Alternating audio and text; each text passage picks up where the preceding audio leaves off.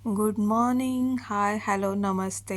21 डिसेंबर 2024 ओमानमधला आमचा दुसरा दिवस. मी सकाळी उठले तर प्रचंड थंडी होती तिथे.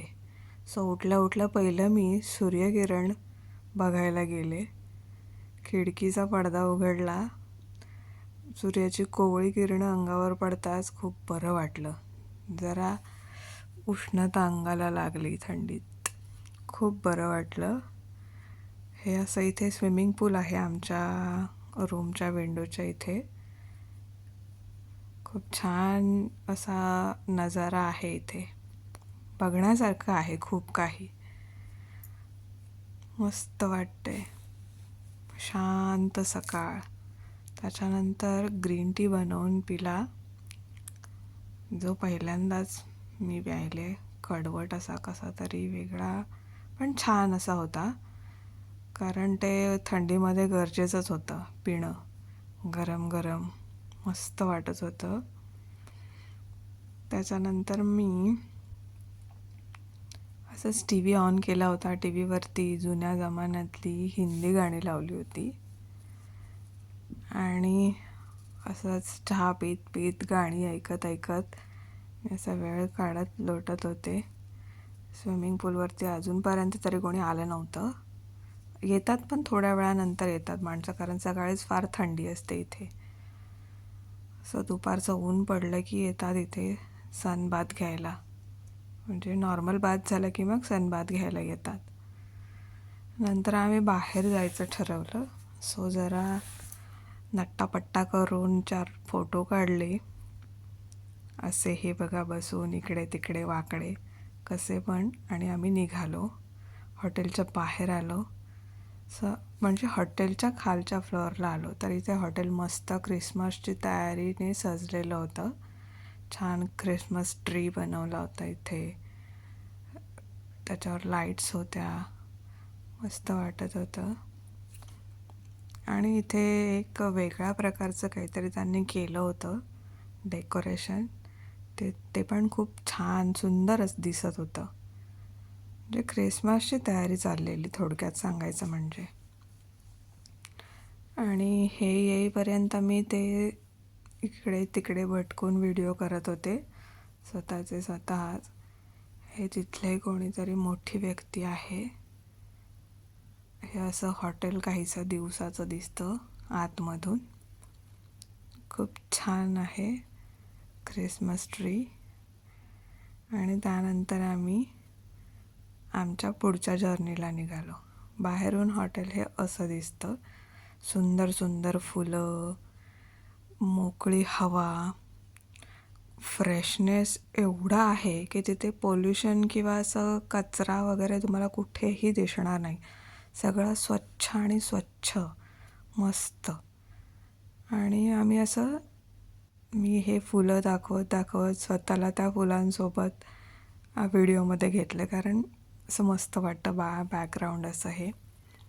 आणि मग मी निघाले आमच्या गाडीकडे.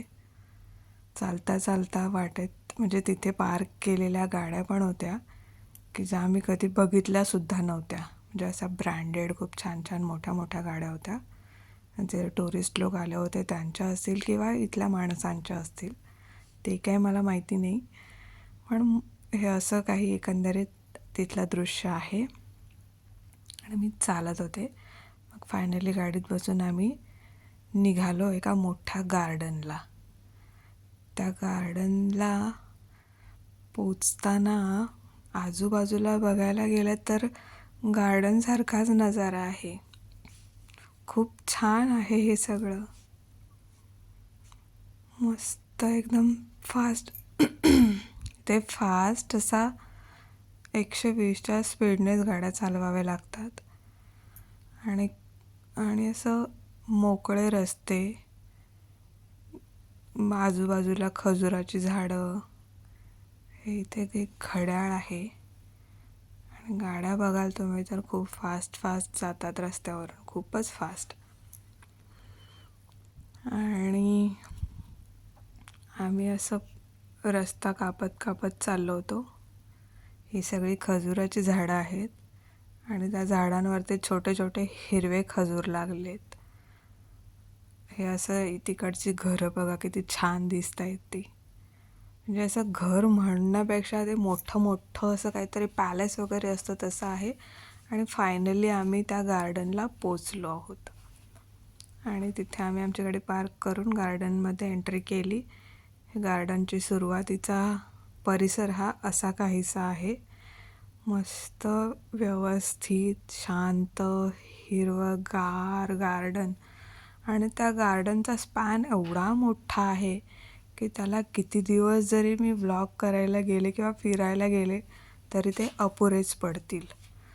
तरी पण मी जमेल तेवढं कॅप्चर करण्याचा प्रयत्न केला आहे त्याच्यात. हे बघा, आणि तिथे लोक पण येतात तिथे कॅम्पिंग करायला. परत असं छान फॅमिलीज एकत्र येऊन बसतात, चटई वगैरे अंथरून आणि तिथे खाणं खातात. पण कचरा मात्र तुम्हाला कणभरही दिसणार नाही. तिथले बेंचेस पुसायलासुद्धा माणसं असतात. म्हणजे माणसं बसून गेली की ते पुसलं जातं. एवढं स्वच्छ सगळं की एका वेळी मी सांगणं कठीण आहे. तिथे मी काही फोटोज काढलेत, म्हणजे जेवढं जमलं तेवढं कॅप्चर करण्याचा प्रयत्न केला आहे. अजून खूप मी व्हिडिओज केलेले आहे. तर ह्या गार्डनचा दुसरा भाग पण मी टाकणार आहे. आजच्या पुरतं हे एवढंच. नेक्स्ट पार्टसाठी stay tune with me in Oman.